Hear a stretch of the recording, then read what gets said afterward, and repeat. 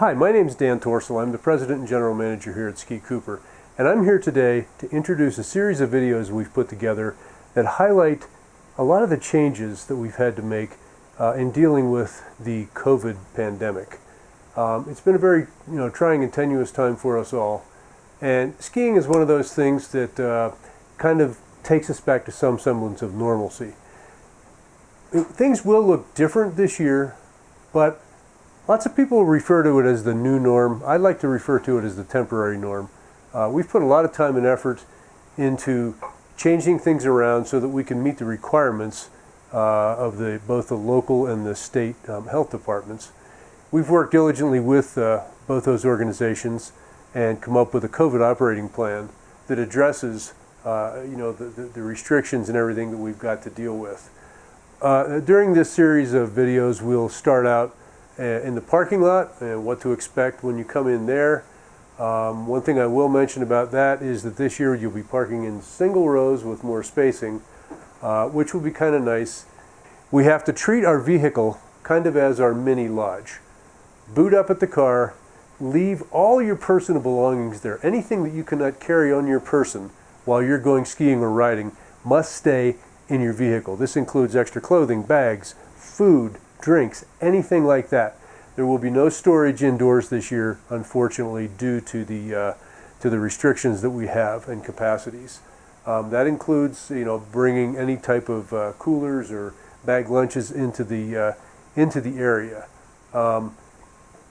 Beyond the parking lot aspect of this, we will have only one point of entry. We call it our port of entry this year, so that everybody coming through must have a valid Cooper key card loaded with an access pass for that day or for the season.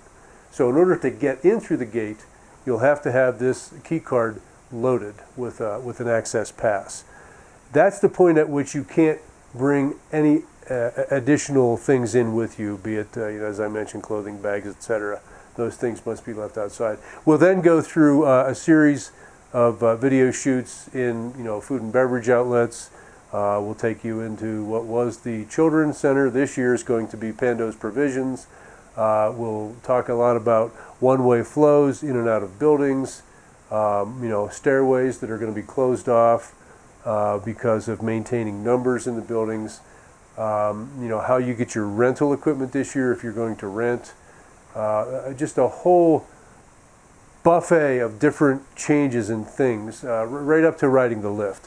One thing I will mention that's going to be critical in almost all of these things is the mask. Anytime you're indoors in any of the base area facilities on a lift, we're going to be requiring mask wearing.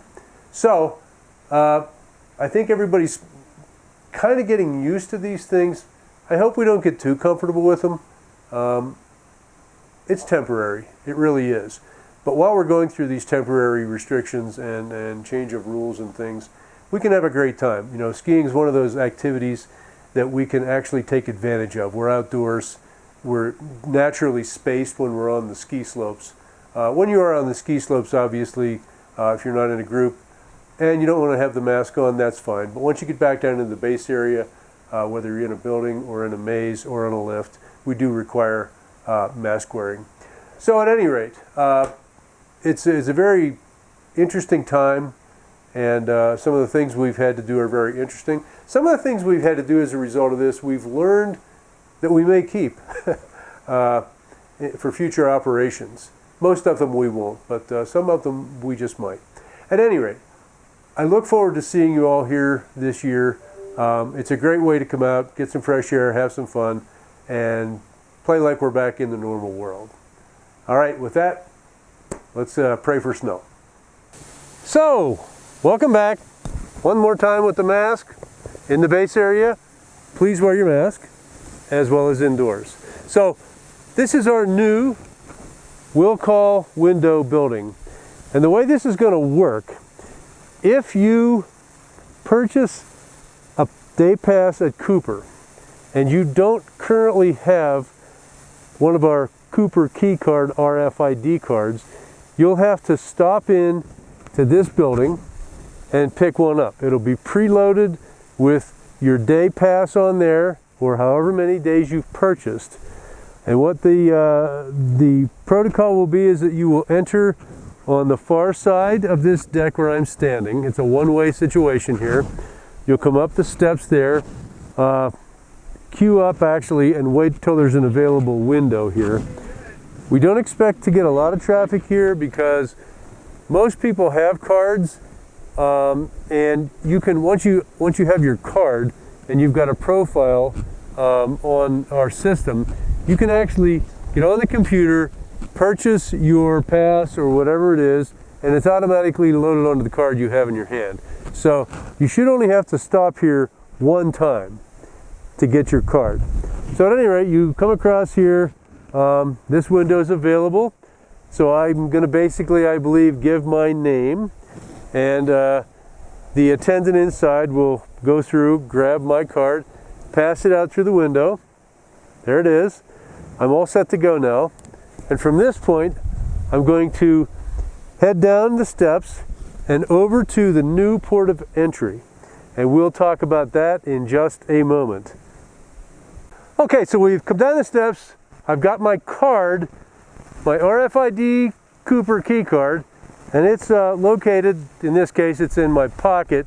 You want to make sure you have your card anywhere except near another electronic device like a cell phone or with credit cards and things like that. May not read properly if you put it in a position like that. So anyways, I'm going to, in this case, I'm not going to go get my skis from the ski rack over here because I don't have them, but you would normally do that. So you would just walk down, grab your skis that you had racked before going up onto the deck to get your ticket at the will call window, and head to the new port of entry here. And you'll be coming up to visit one of our Port Authority staff members in the nice new, what color we got there? This is Sunburst Gold. Sunburst Gold. That's how we're going to recognize them. And this individual is going to scan my pass.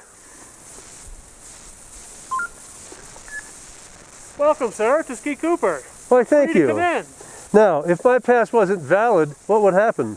It would give me a sound something like "bah," and tell me on the scanner that your pass is invalid. And I would tell you that you can't come in until you get a valid one. Okay, and where are we going to send people then? We're going to send them back to the will call window. To get that straightened out.